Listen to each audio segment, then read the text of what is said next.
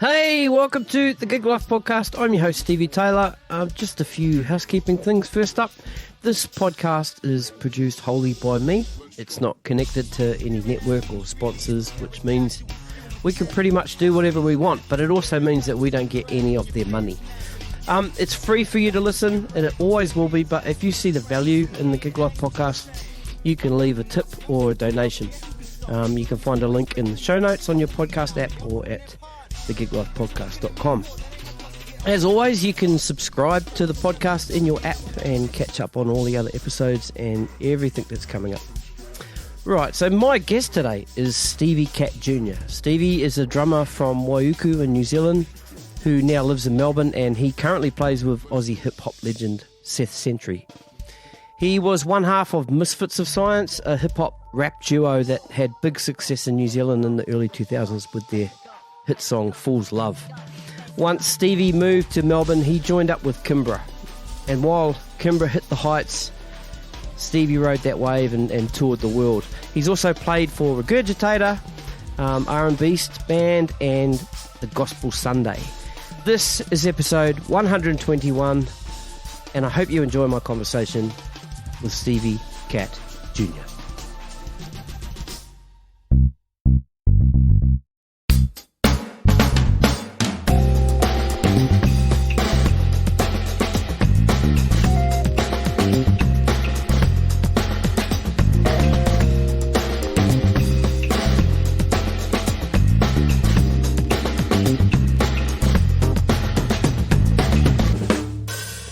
I think we're rolling. Stevie Cat Jnr. Hey. Welcome to Gig Life Podcast, bro. Kia ora, bro. How we doing? Good, bro. Good. What's going on? You're down in Melbourne? Yeah. Chilling in Melbourne. Been here 11 years now. Okay. A year and a half of that in lockdown. Yeah. I'm not going to spend much time talking about COVID today. If we end up chatting about it, whatever, but bro, I hear you. It is what it is, eh? I think I don't think there's anything that we can say today that people are not already thinking or talking about, eh? So it's just like everything anyone talks about these days is COVID, you know. So what are you doing for Mahi? I work for the IGA, like distribution. Okay. Center. You know, IGA is like, independent Australian grocery. Yep. And I work in there, just like sending orders out. Yep. Loading trucks and stuff. Is it? Well, I just said we won't talk about COVID, but is that particularly busy? Is that particularly busy now? Bro. In the beginning, man, I just came to work one day and all you could see was just toilet paper, pellets and pellets of toilet paper, bro. You kind of. You put your hand on your face and you're like, fuck, come on, man. Here we go again. Are we really? It's just toilet paper, But it gets pretty busy. It's I've been real fortunate that my job just keeps cranking through. It's all essential stuff. So that's good. We're real blessed in that way that it can just keep working and making money. Yeah, same with me, bro. I'm an electrical fitter and I repair electric motors and pumps, and we do a lot of work for Sydney Water, which is all the wastewater. So that's people still shitting, man. They always got and it, it's all getting blocked up with fucking toilet paper. So and masks. Yeah, that's it. Eh? Masks, bro. Yeah. No, So you said you're in Melbourne now, and you're originally from Waiuku. Yeah, bro. Yep. So Waiuku is, would say it's sort of southwest of central Auckland, a little bit down by Pukekohe. Yeah. If people want to look that up on the map. Yeah. I always say it's like South Auckland, South Auckland. Yeah, it's not South Auckland, eh? Yeah. No, because you tell people, I'm from South Auckland, like, whereabouts, bro? And I'm like, the bush. They always think like Mangere or Otara or something like that. I'm like, nah. Mount Wellington or something like that. Yeah, grew up there, bro.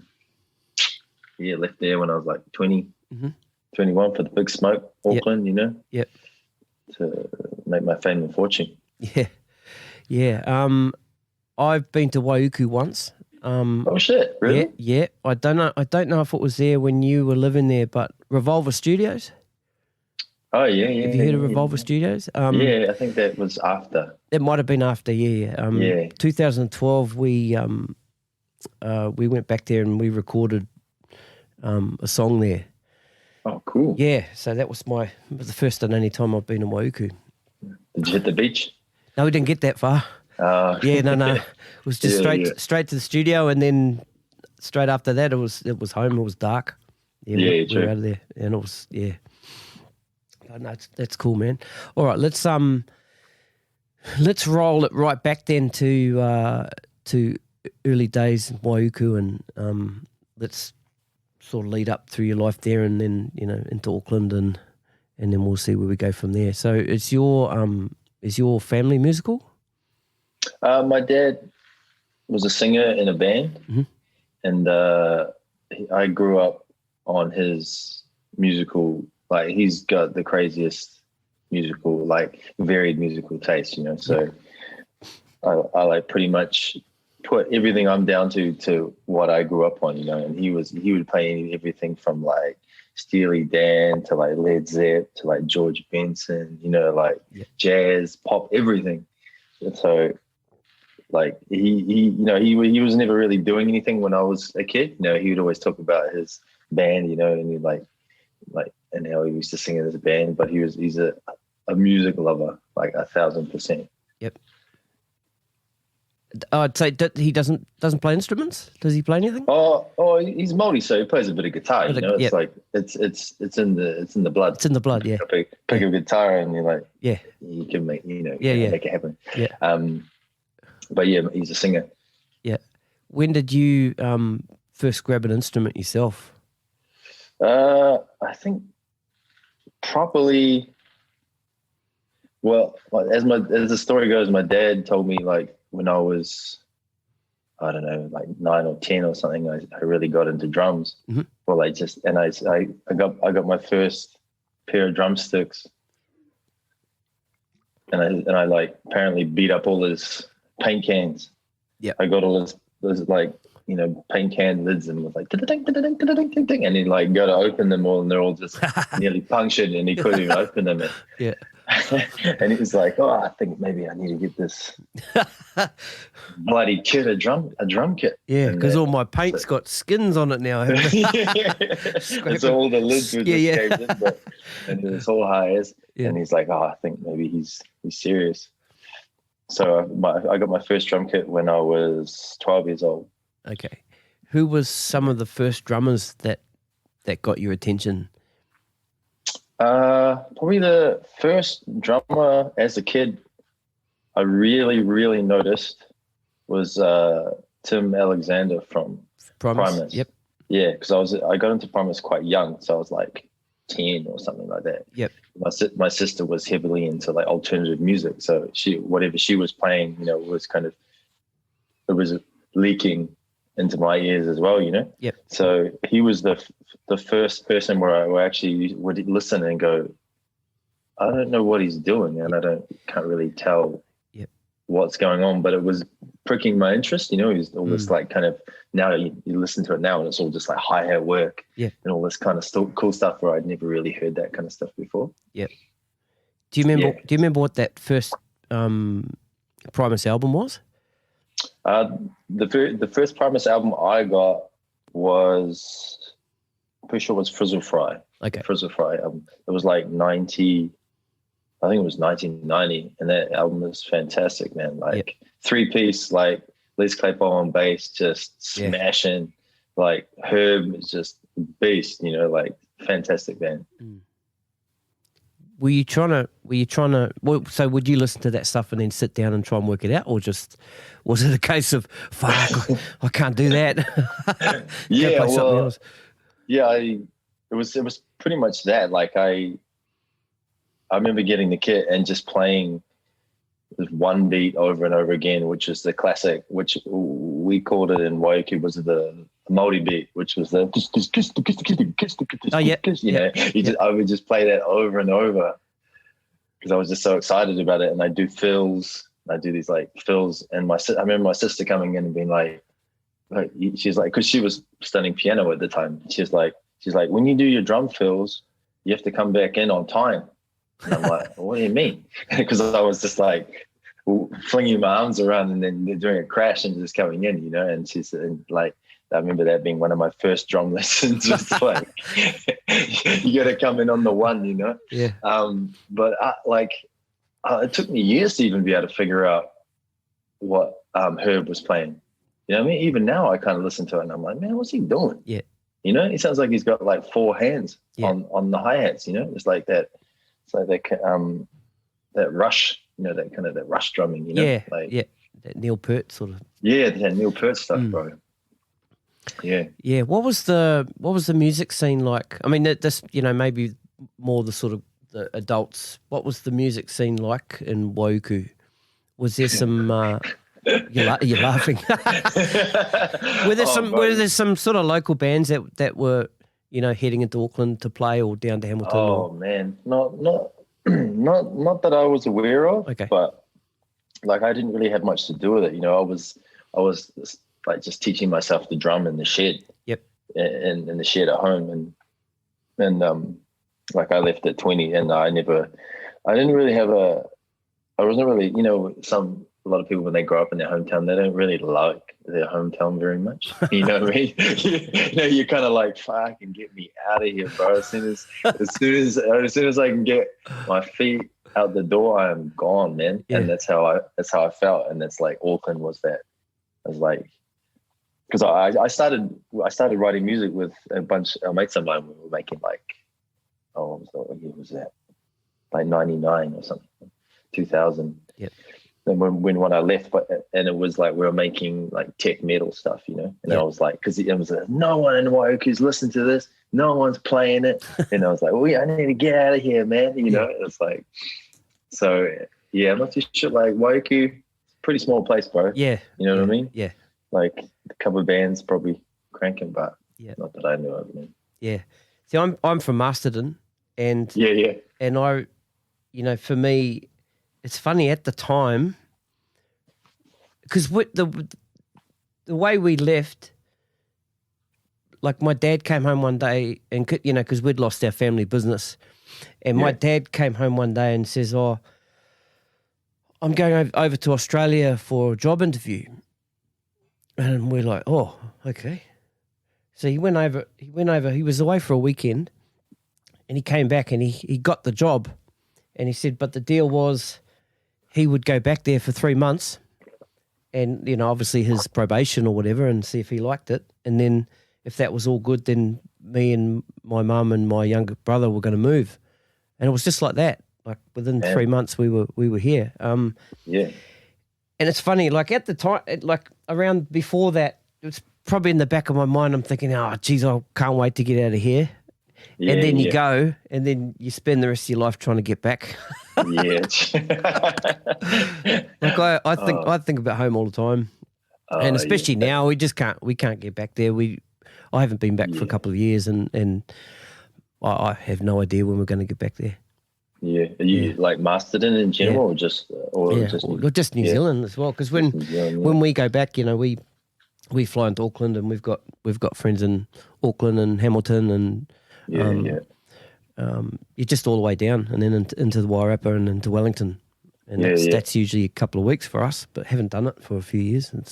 It's killer, but it's funny. You just want to get out, eh? Oh man, you couldn't hold me back, bro. Yeah, but I know what you mean about the call home. Yeah, it's strong now. It's really strong for sure. Okay, so you was there any school? Were you any school band?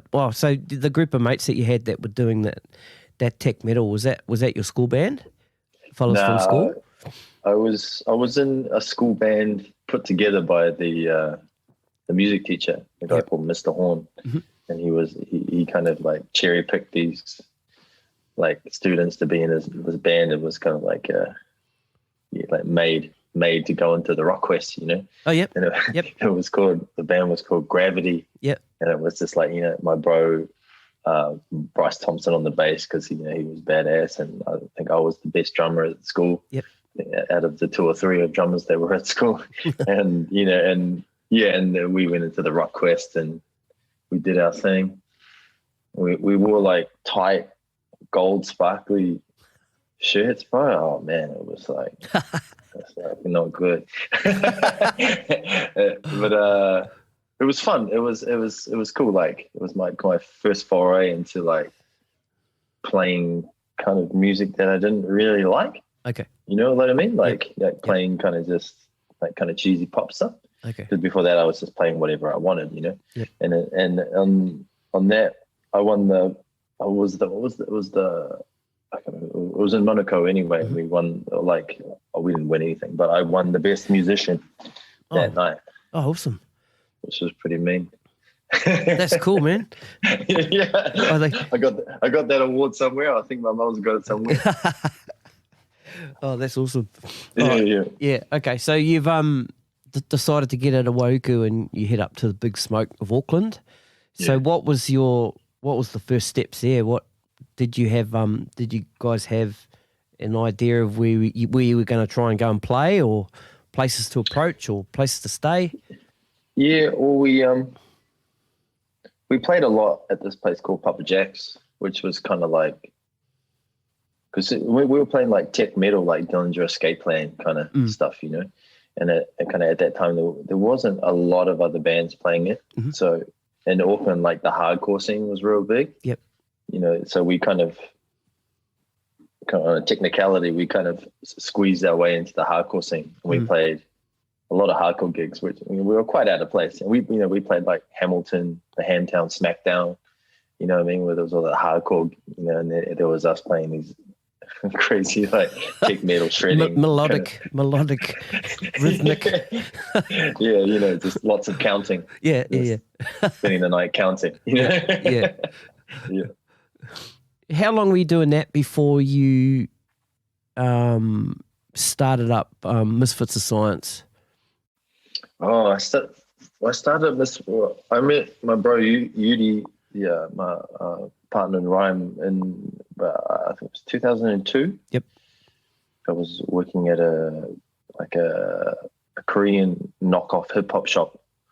And they just sold like knockoff clothes, you know, in the CBD. Oh yeah.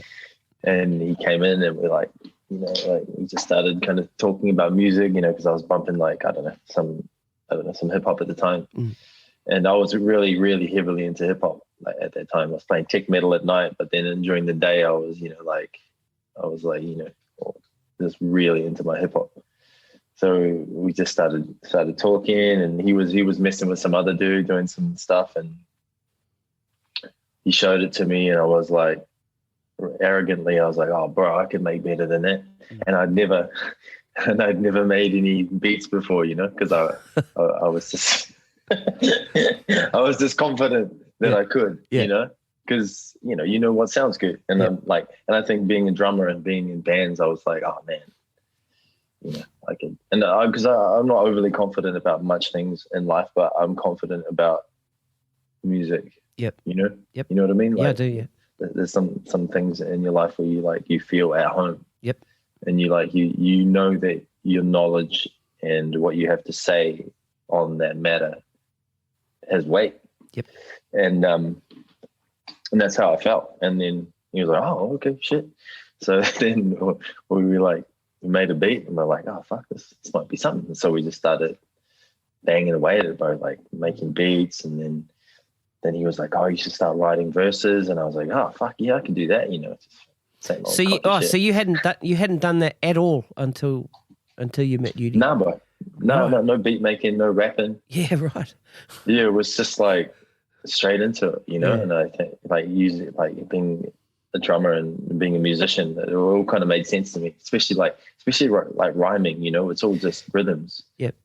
And patterns, you know, like and words and stuff. So that really attracted me, and you know, I was like, oh yeah, and it was all working really good, and we made this song, and we were like, fuck, this is really good. And my bro was like, oh, we should try and get funding for it. Yeah. And then we got the funding, and then we thought, oh, we should try and get the video funding for it. And then we got the video funding. And yeah, man. And then it just kind of took off, you know. Yeah.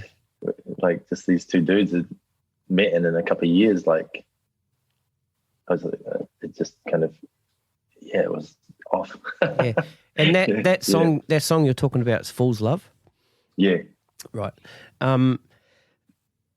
Okay, let's talk about because you guys really hit when that video came out, right?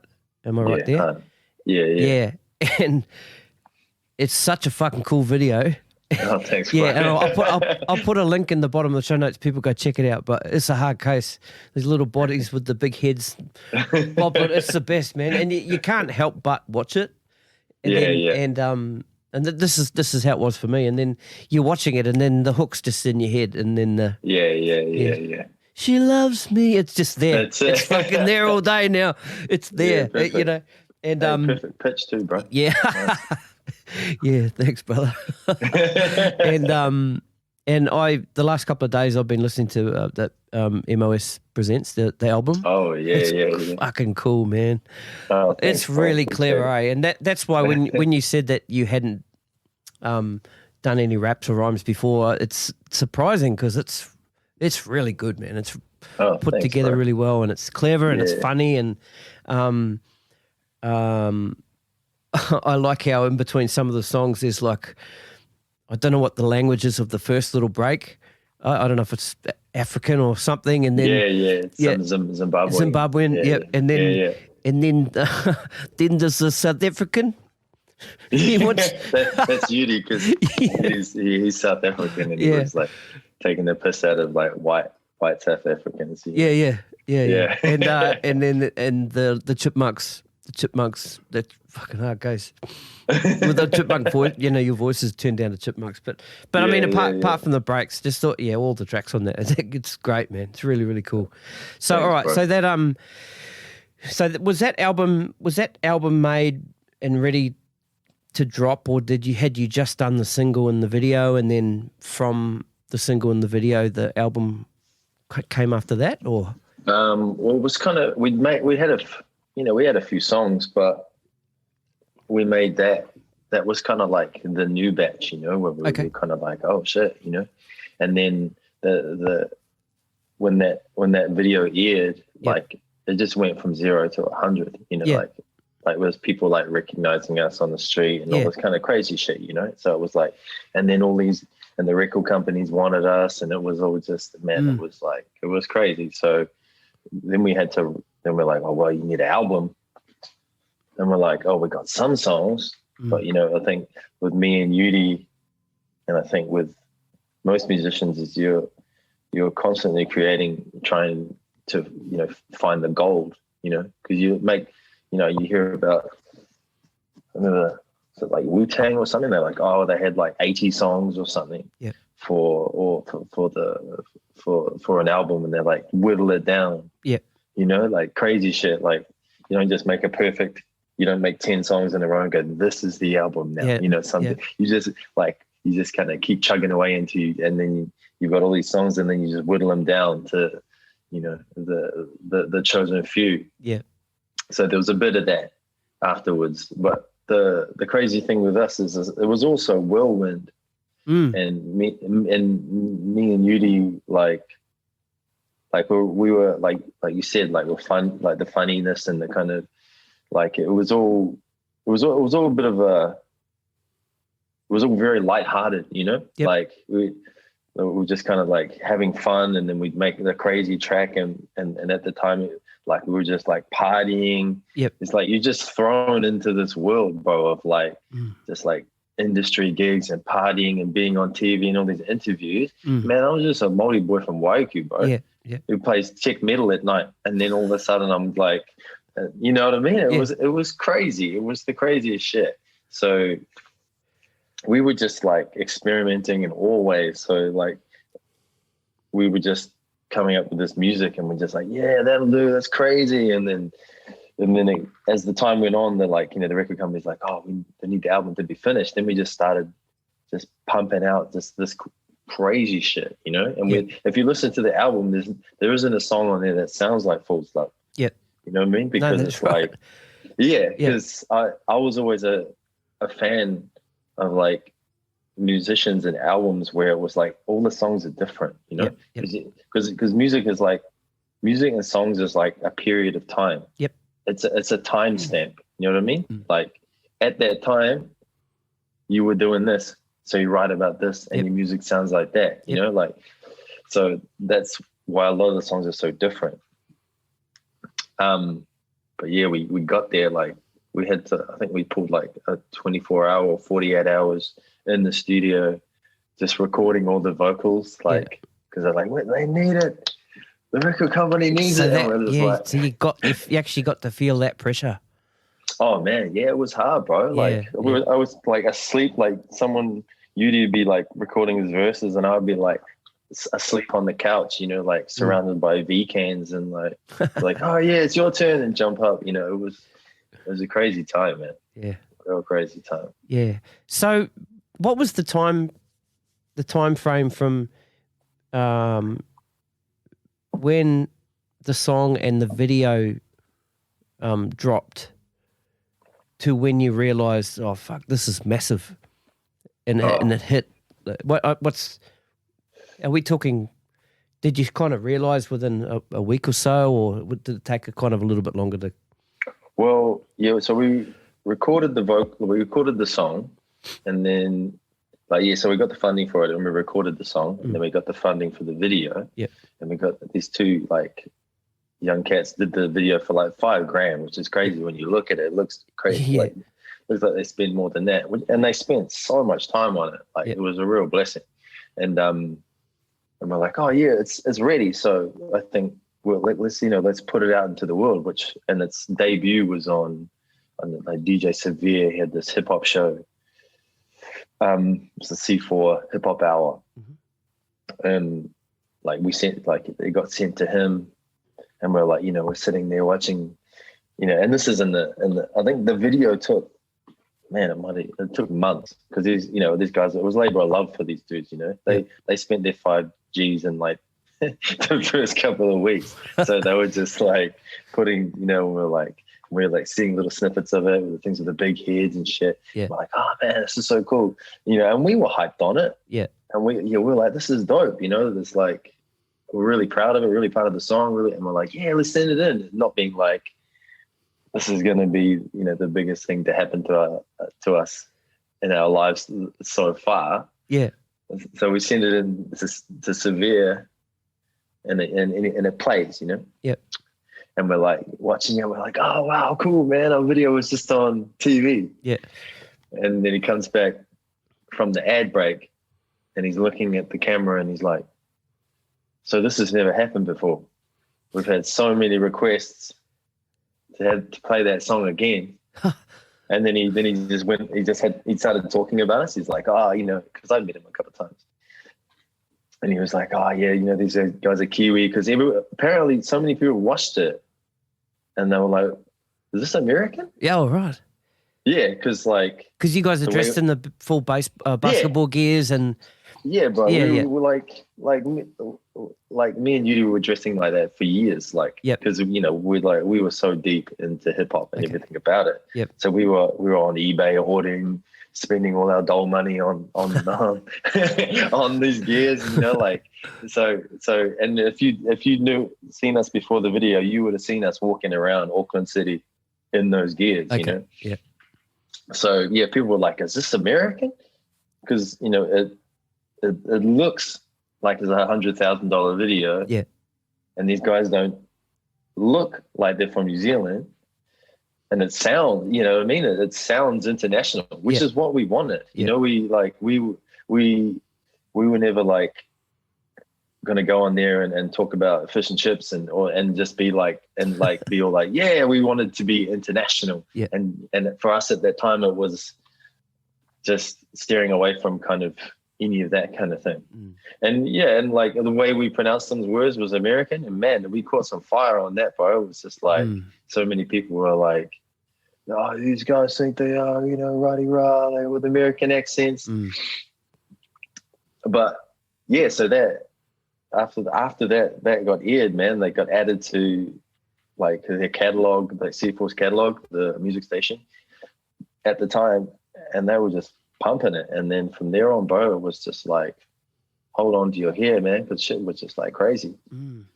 You know, it's like you can't even imagine. You know, like I was off to work at Foot Locker. Yep. To go to Foot Locker, and I could just feel people staring at me, and I'm like, oh wow, staring at me. And it took me ages to like click. I was like, oh shit, they must recognize me. You know, and it's like, yeah, it's weird, man. Were they like were they walking past going, his head's not that big. His head's bigger on the video. yeah. I don't know. Yeah, it was it's a crazy time, bro. Like crazy time. Yeah. Okay, so I'll see if I got these stats right. So Fools Love was one of the most successful charting New Zealand singles ever, spending 4 consecutive weeks at number 1, 18 weeks in the top 10 and 32 weeks total in the top 40. Is that about right? Yeah, I think so. Yeah, sounds about right. I remember the 4 weeks at number 1. That was what was that like? Cool. What was that like? The first week. Oh man! Did you have any idea at that stage that it was going to go number? Could you kind of feel the vibe of it building to be sort of number 1? No, not really. Yep. Like this was at that time when kind of radio play and all that kind of stuff kind of mattered. It mattered, yeah. We're kind of just.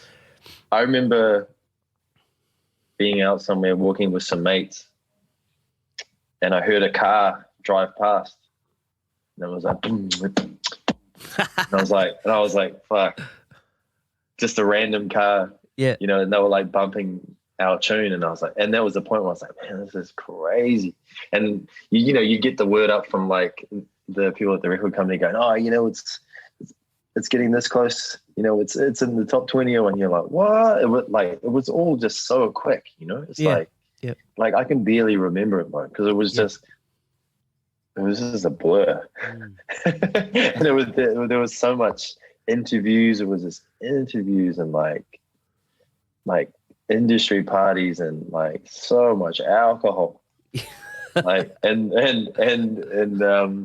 at the time they had herbals over here, you know, like legal. Like it was like synthetic herbals, which is crazy that they were illegal. Yep. And man, I just call that was the herbal time. You know, it was just like, because we were just like constantly doing stuff. So it was like on these herbal pills and on all this free alcohol. Yep. And it was just like, it was madness, bro. Yeah. Total madness. Yeah. Okay, so riding that wave, I would say there would have been expectation from. Oh, sorry, had you? Were you guys signed at that stage? We were signed to the guy who recorded the single. Yep. We were signed to kind of his, indie label, and then we went through him to connect with Sony BMG. Okay. Like we did the rounds. We talked to not interviews, but we had conversations with, the heads of all the other labels. Yep. Which was weird. We're like, oh, now we're going to see Universal. You know what I mean? It's like, it's just like, and my bro Yudi, he's the brains of the outfit, and he's always really he's really eloquent and he really knows what he wants. Yeah. And for me, it was such a tumbling kind of crazy time. It was just all kind of a little bit of a joke because it was just right. You know what I mean? Yeah, I was like, bro, I've been rhyming for a year. Yeah. I've been making beats for about a year and a half. It was all I had to laugh at it because it was just it was crazy, So, but we ended up going with Sony BMG, which was cool. Okay. We were happy with that. That's cool. So with that, there would have been expectation for more music, another album.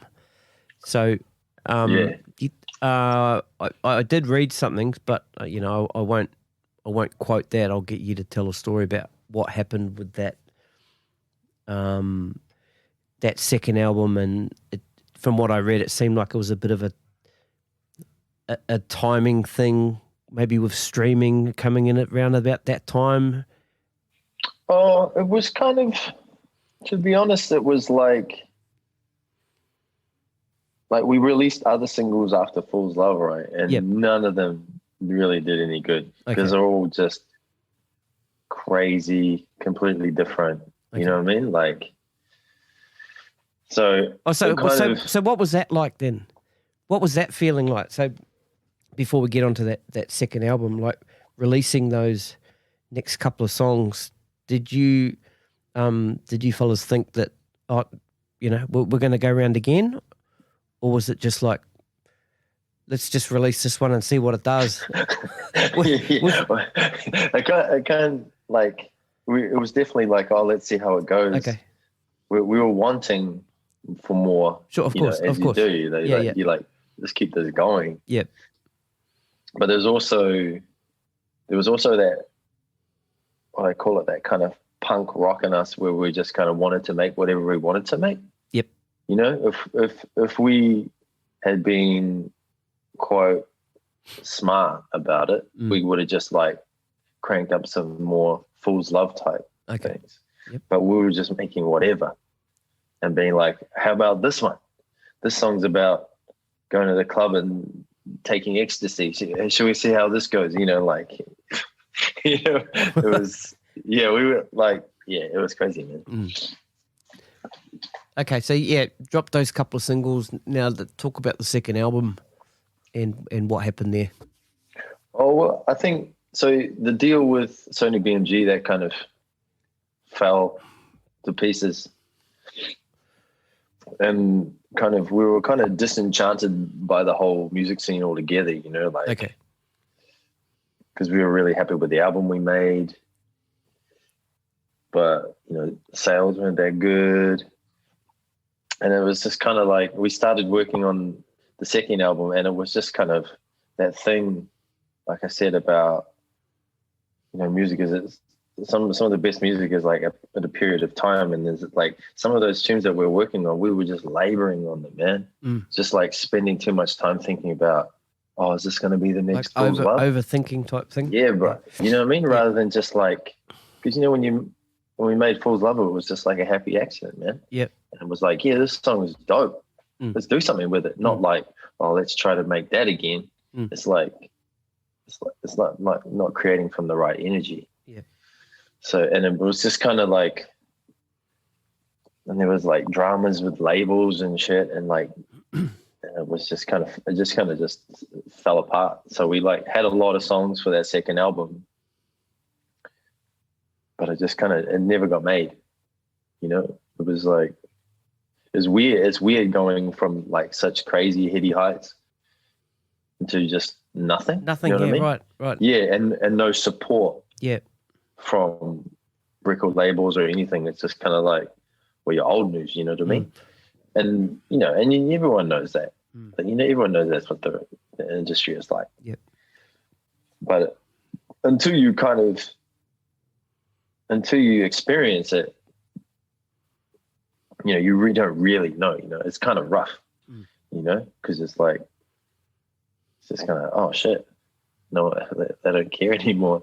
And that whole Hero to Zero. Yeah, bro, hard. That's it, man. Like the whole, the one-hit wonder thing and all that kind of stuff. People start labeling you a one-hit wonder. I'm like, oh, better than no-hit wonder, bro. You know what I'm saying? Yeah, it's for sure. I'd rather, having something than never having anything. Yeah. But it just kind of fizzled out, and the album just kind of disappeared into the ether, because it was like, I think both of us were struggling with just New Zealand music and hip hop music, like the whole industry and the scene, and like especially Yudi, he was like felt really burnt by it. So it was just kind of we kind of just fizzled out, bro. Just like, we kept doing things. I don't know. It was just like I started to move away from wanting to even make hip hop anymore. Right. I was kind of like, oh, I've done that. For me, it was real flippant kind of like, oh yeah, I'm good, man. But my bro, he was like, it was this kind of his dream, you know, since he was listening to Wu-Tang when he was like 13 or something, you know, he's like, yeah, I'm going to be the hip hop artist, you know what I mean? But for me, it felt pretty easy to kind of just let it go. Mm-hmm. So I did. Yeah. So by letting go, was that when the decision came to move to Australia?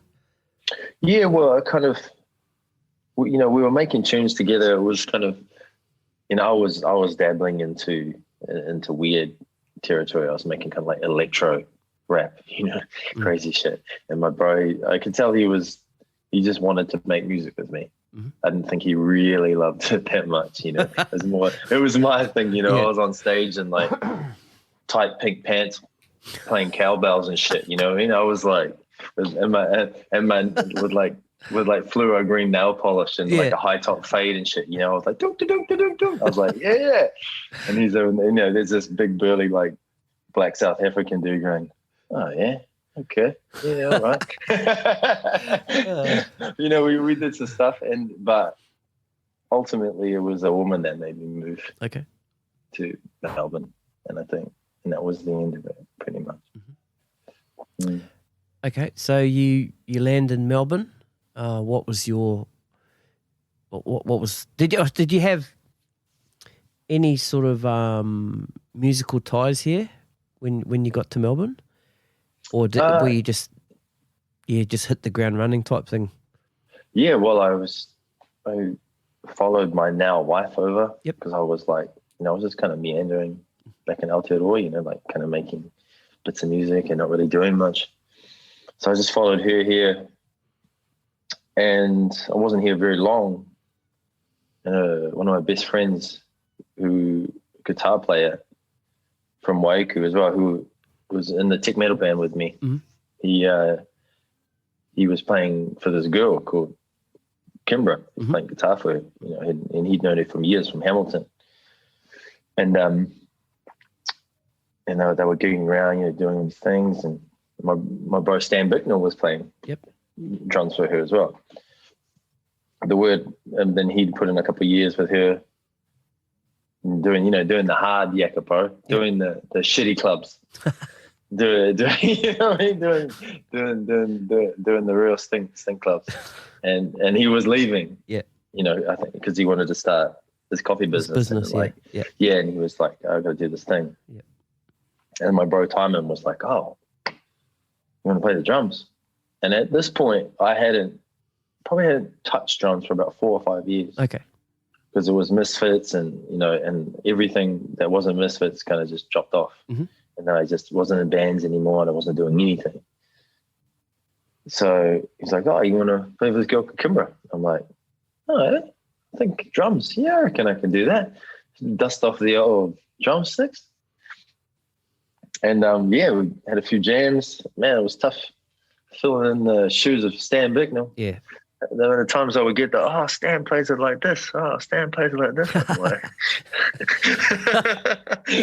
Man, and he wouldn't let me live that down. Yeah. I'm like, can you make your right foot go? Well, he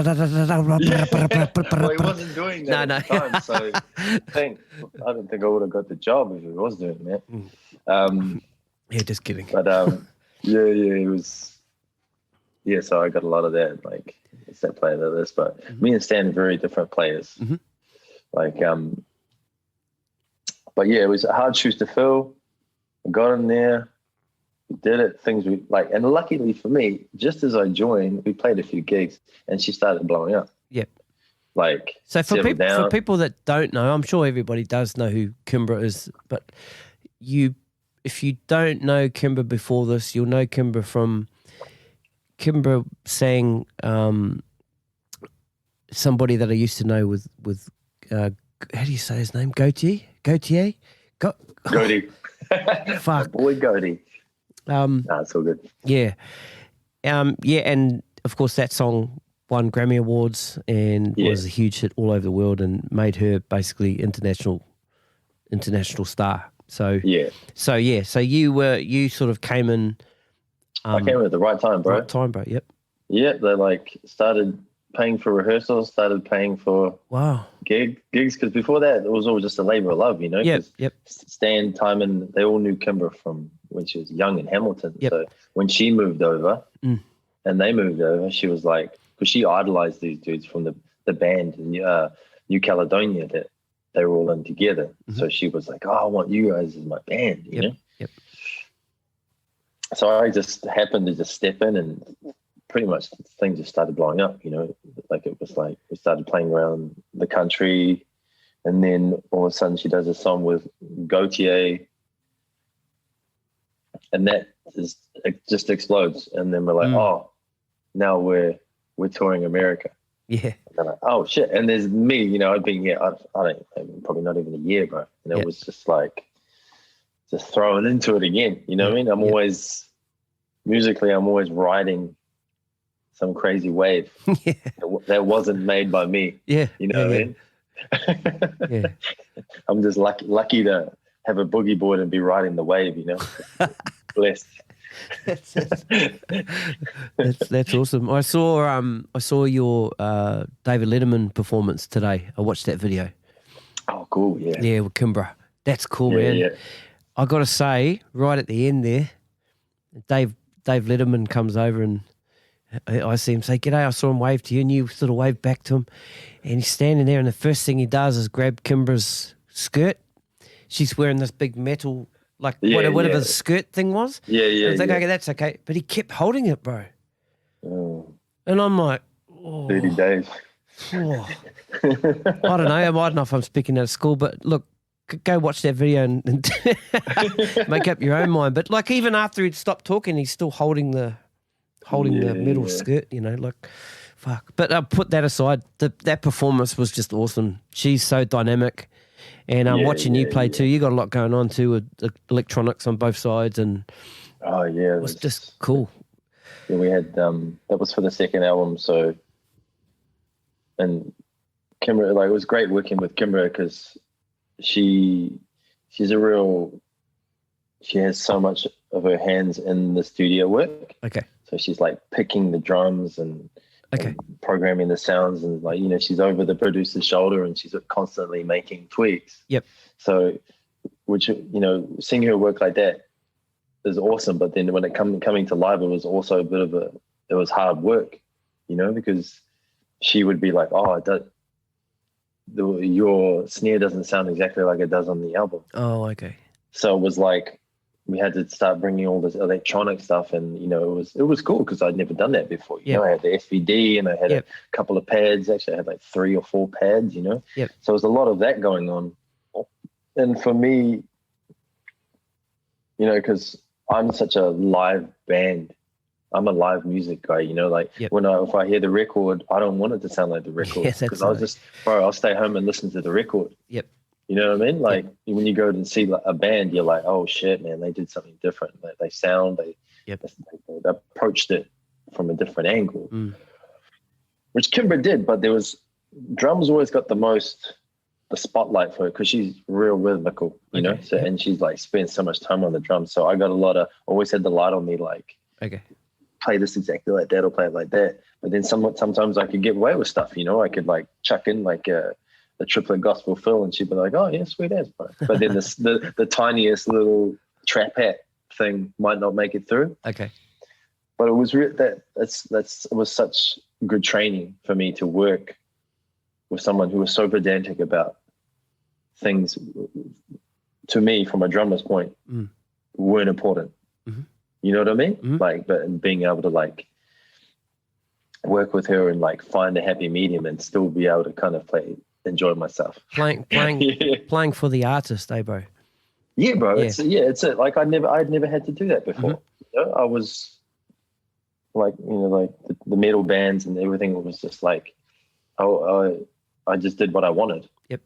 You know, so being in that was great learning, really great learning. You know. Mm. Yeah. How long were you in Kimbra's band? Oh damn, a few years. Damn, it must have been like, I think it was like from like 2012 to 2015 15 or 16 or something. It was wild. Like, you know, we toured the States a bunch of times. We were just like constantly over there. Yeah. So what was that like? What was that general experience like, being over in the States? Oh, and seeing that scene. Fantastic, man. Okay. Like America and the American people are just something else. You know what I mean? It's like the musicians you meet. I remember we were in LA, and this is LA, man. And like, I remember, because around this time, like I was getting into gospel drumming, you know, and I was like fumbling my way through this gospel drumming thing. And, you know, we're going to LA, and then Kimbra's like, well, Thomas Pridgeon's coming to this gig, you know, and I'm just like, oh, you fucking kidding me. Tell him to stay home. Just gonna play 2 and 4 tonight. Oh man. Yeah, just the pressure. I remember the pressure, because like LA is like, that's for all the like, and I think they were like, because Kimbra was real good friends with Thundercat, you know, and his brother was Ronald Bruner Jr., like one of my favorite drummers of all time. And I was like, please, Lord, do not come to a gig. Please do not come. You know what I mean? There's going to be anyone in the audience. I don't care if there's drummers in there. Yeah. Man, you know what it's like, bro. Like, it's either in your mind, you're like, okay, I'm just going to take it real simple. But then all of a sudden, your hands just, man, you're trying to start proving something. It's like, nah, I'm going to go for it. I'm going to do it. Yeah. I'm going to do this film, man. But it was all good because, man, like these guys are in just the craziest league. They don't even notice what you're doing. Yeah. You know what I mean? Yeah. So it was cool meeting these kind of people, and just the caliber of musicianship there is just, man, it's just totally just, it's insane. We'd be in LA, and we'd be just like, because on one tour we got an American bass player and keys player. Yep. And you know, and they knew everybody. They knew Thundercat, Bruner Jr., all that, because they all know each other. You know what I mean? Yep. Which is dope.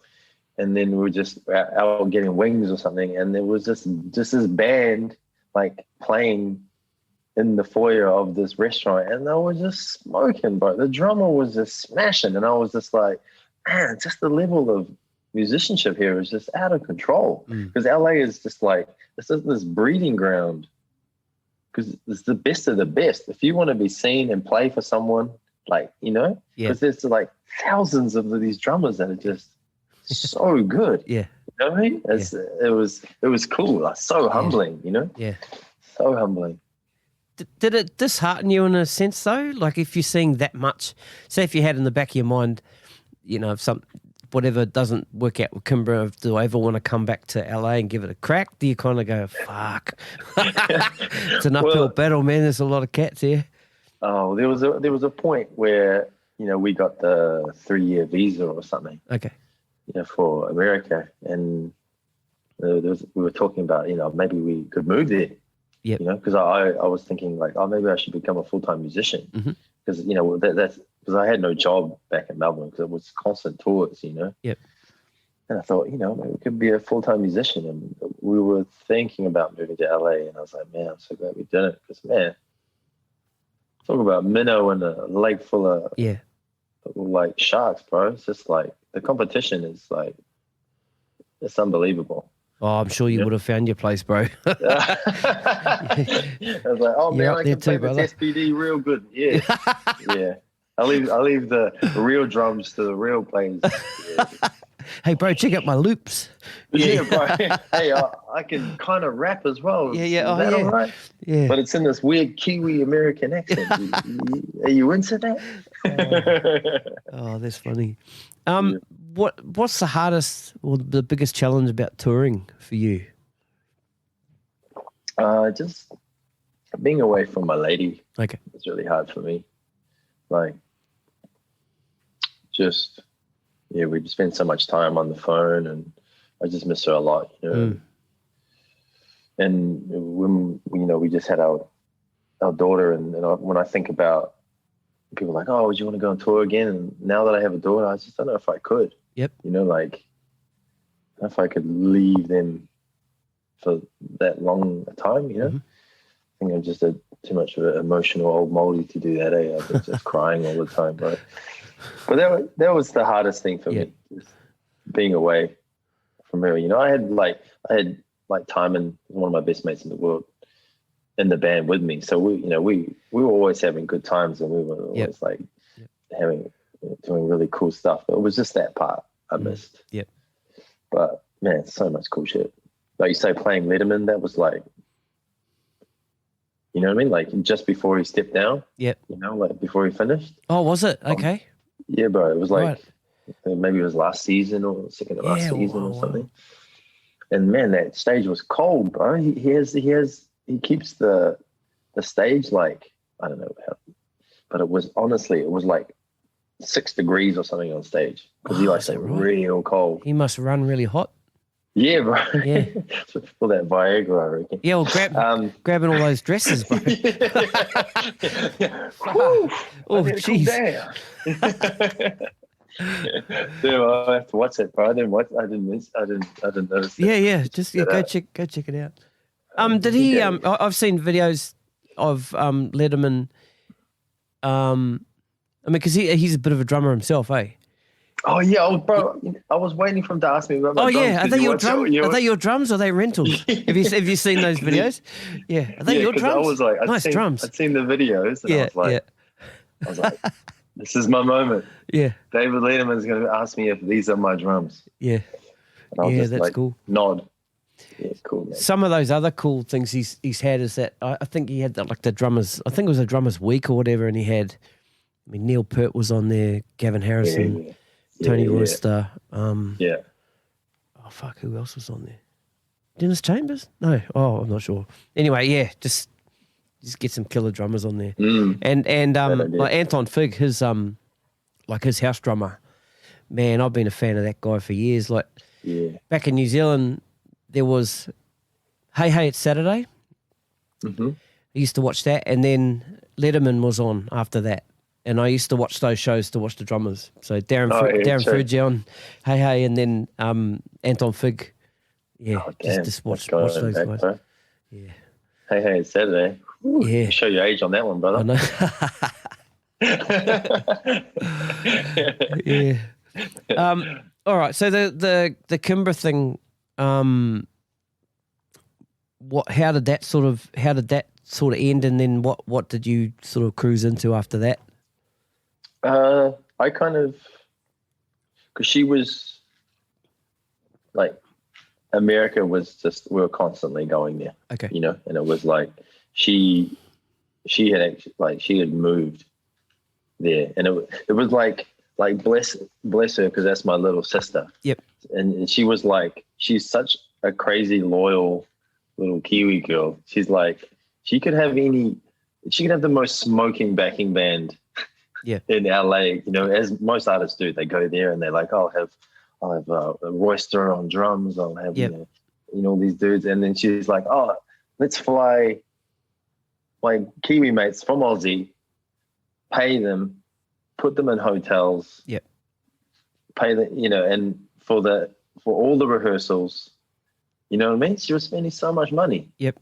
And it got to a point where she was like, oh, you know, I can't really do this anymore. And I said to her, I said, sis, I've been waiting for this.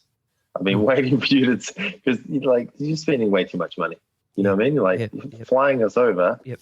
Yeah, all the, you know, she could save so much money because, you know, she wanted to do this forever and make as much money as she could. Of course. And I was just like, yeah, that makes total sense to me, you know? And I like, just do your thing. Go with love, you know? Yeah. But my boy Timon, he stuck with it because he's one, like, they create so much together. Like, he's helped write a lot of her songs and stuff. So he stuck in there for a while. I think maybe, I don't know what he's doing, if he's going to go back or not, but he gets sucked in to the, you know, it's fun.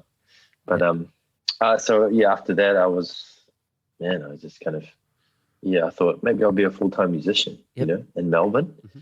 And I thought said, yeah. And I started hitting up like, the corporate band things, and I'd be like, oh, hi, my name's Stevie, but I play for Kimbra, and they're like, oh, we currently have 60 drummers on our list, so like, now I'm like, oh yeah, that's cool, So, and then more I thought about it, I was like, I don't want to be a cover band guy. You know what I mean? Like, I don't want to be playing these songs I'm not really into just to make money. And, I got a lot of my bros are full-time musicians, and they work hard, man. They work really hard. They're gigging all the time. Some gigs I don't like. Yep. And I'm a bit of a picky bitch like that. I don't want to. I've always treated music as a love. And once it would start turning into a job, then I wouldn't like it anymore. Yeah, fair enough. You know what I mean? It's like, I don't want to do this anymore. It's a job, So I started thinking about what I wanted to do, and I started thinking of this idea where all I wanted to play was R&B and hip hop. Mm-hmm. That's all I wanted to play. And I was like, I'd look around, I'm like, where's the R&B and hip hop cover bands? All I see is pop and all this kind of stuff. So I started trying to put something together for that while just working a day job, So this is the thing called RnBeast, which I was doing for a while. Like, got some of my homies here, like killer musicians, Mikey Chan, Anthony Liddell, Philly Francois. And we attempted to make, which is a lot of like this kind of RnBeast hip hop live kind of extravaganza with like visuals and playing along to the videos. Yeah, I was watching watching a bunch of those videos the other night. Fuck, awesome, man.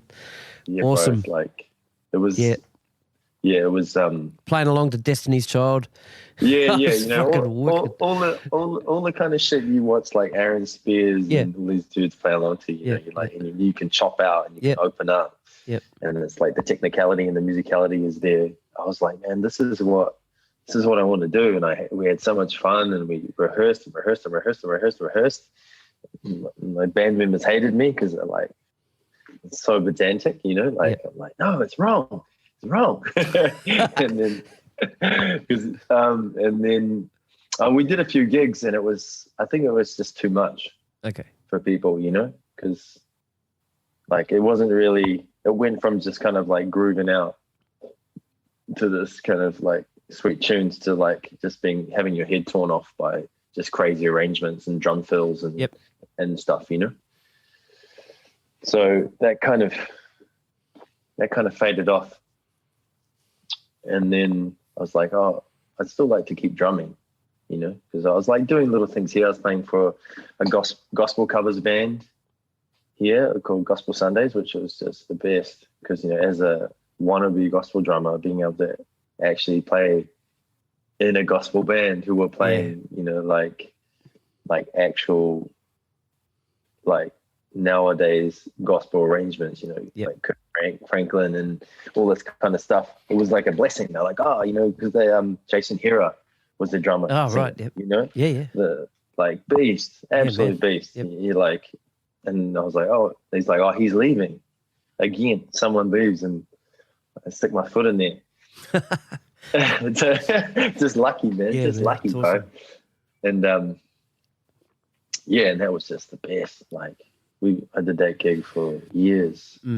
Like one Sunday every month, the last Sunday of every month. It was just being able to like going from listening to gospel music and really absorbing myself into it to actually playing it, man, so good. Yep. So good. Sounds like highlight of the week. Oh man, it was just like awesome. It's like you go to a gospel gig and it's like, because a lot of the audience was people from churches coming down. Yeah. Like and just the joy in that room, bro. It's just wow, that's awesome. It was, because that music's so moving. Whether you believe or you don't, it's hard not to be moved, man, because it was like you feel the passion, of the people that do believe, and just the musicianship and everything, man. It's just like the best. After that, I'm like, take me to church. I'm ready. You know what I mean? Like, yeah, like if there is a God and she has a hand or he has a hand, yeah, it's music. Yeah. The hand is music, bro, and they touch you with it. You know what I mean? You're like, oof. You know what I mean? Yeah. Like that moves you like that. So I did that for a while, and that was amazing. Yep. And then I was like, I wanted to, keep drumming for other things. So I got in touch with an Aussie rapper called Seth Sentry, who, funny enough, when I was with Kimbra, had said to his manager that he really liked my playing. Oh, cool. And this was years ago, when we first started. So I remembered that, and I was like, oh, shit, Seth Sentry, here we go. Hunted him down. It's like, hey, bro, name's Stevie, played for Kimbra. Apparently, you like my drumming. And it's been like 4 years or something crazy. And I was like, oh, you hit me up if you need a drummer. A couple of days later, he hits me. He's like, actually, we're going to start thinking about getting a drummer. I'm like, oh, cool. The universe just pops it on my lap, bro. And I'm like, sweet. So just dive straight into that, like full on live hip hop arrangements. Me, Seth, and a DJ, and Ableton running the backing tracks. Yep. Yeah, and that was amazing. And because they hadn't used any Ableton, they were just OG, like old school. Like play the CD. Yep. Yep. And so I was like, man, we gotta use Ableton. We gotta do something different. It's like arrange the songs, chop them up, all this stuff, and we just went in. Yep. We just arranged the whole set. It was kind of like akin to like a Kendrick Lamar kind of gig. It was all just the DJ was triggering things and Ableton was running. Yeah, it's really fun, and I've been rocking with those guys ever since, which was I think like 2016 or something. Yeah, that's cool. Was Dan Kirby doing that with Bliss and Esso at that stage? Doing the drums for them? Doing the drums, yeah. Was that around the same sort? Yeah. I think he's been playing for them for quite a while. Yeah. I think before that, I think they'd seen Dan Kirby and they liked the live drummer energy. That's what I was thinking. Yeah. Yep. Yeah, and they were like, oh, we need that energy. Like that's what's missing from our shows. Yeah, and Dan Kirby, he's a bro. Yeah. He's a legend. Yeah, Dan's the man. He's awesome. Melbourne. Yeah. Yep. You also played with Regurgitator. Oh yeah. Tell me about that. When I first came to Australia, Regurgitator were really starting to hit, and that was. What year was that? Oh, geez, mid-90s. Oh yeah. Yeah. Cool. Yeah, that was another one of those.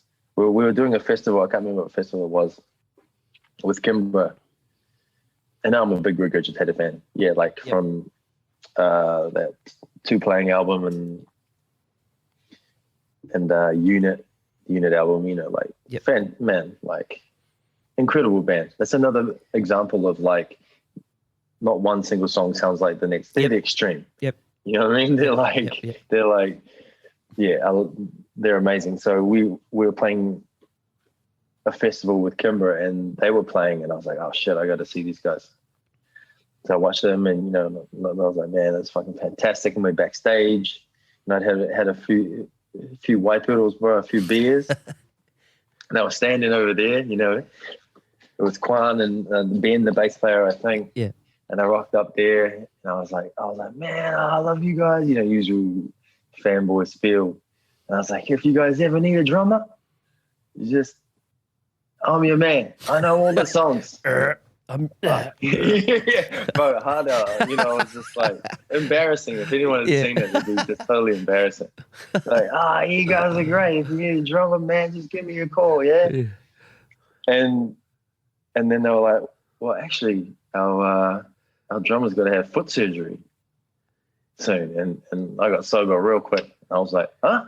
What? And it was like, yeah, he's going to go in for foot surgery. So we got all these gigs that need to be played and said, we need a drummer.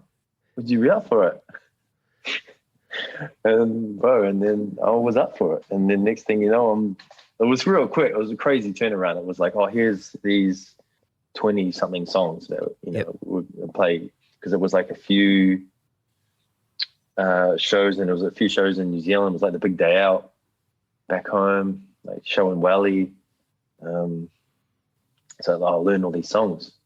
So I just dove head first into all these, Regurgitator tunes, like punk tunes, pop, hip hop, like everything, like great stuff. Really tested my playing. I was like, man, I haven't played punk beats since I was like little, and like the drummer at the time, like such great range. And I was like, damn, it got me working for these things. But it was such a cool experience. And man, just to be able to play with like one of my favorite bands from like when I was in my teens was, man, the best, and such nice guys.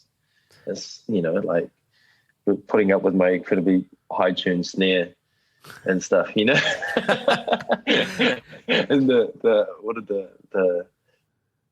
this one, their sound guy, I forgot this name, but he'd be like, what do you say? It's one of the best things everyone's ever said about my playing. He's like, oh, you got like that Prince drum. You sound like a Prince's drummer. And I was like, thank you. Yeah. I was like, that's the best thing anyone has said to me. Oh, but that. And then we played this one. Sorry, just to segue to another thing. Yeah. We played this gig with Kimbra in LA, and they streamed it, or they put it online. And one of the comments was, this is great, but this drumming is obnoxious. It sounds like Jay Leno drumming. And I'm like, thank you very much. It's fantastic. It's awesome. But the best like compliments I've had on my drumming. That's brilliant. Yeah, it's so good. Yeah. Like Blackwell and I've forgotten who. What's his name? The Jay Leno drummers. Let me look. Yeah. Yeah. Let me. Oh my God, I met him. Yeah, I'm trying to think of his name too. Hang on. Oh God. Teddy Campbell. Oh, why did Martin Smitty come? Martin Smitty, he was he was Arsenio Hall's drummer, wasn't he? Hang on. It was Teddy Campbell. Yeah, I googled it and it says Martin Smitty Smith. No, he was. Maybe now, maybe back in back at that time it was Teddy Campbell. Yeah, I thought. And I was like. Yeah, I thought Marvin Smitty Smith was Arsenio Hall's drummer. Pretty sure he was at the Pearl drum kit. Yeah. But yeah, that was But yeah, the Regurgitator thing was great, bro. It was like another really great learning experience. Yeah. And those dudes, they're just like, they're so crazy. They're so wacky, man. Like we play in real life, because some of that some of that music's wacky as yeah. And we walk up to the big day out, and they're like, "Oh, for these big day out shows, we're gonna go shirtless and wear wigs, but wear them backwards." Yep. So we had all had these long haired wigs, but we wore them backwards, so it was all just covering our face. And this would have been pre-SEA as well, because that's it, right. No leotards. Yeah, leotards. And whenever they talked on the mic, they did in like the metal voice.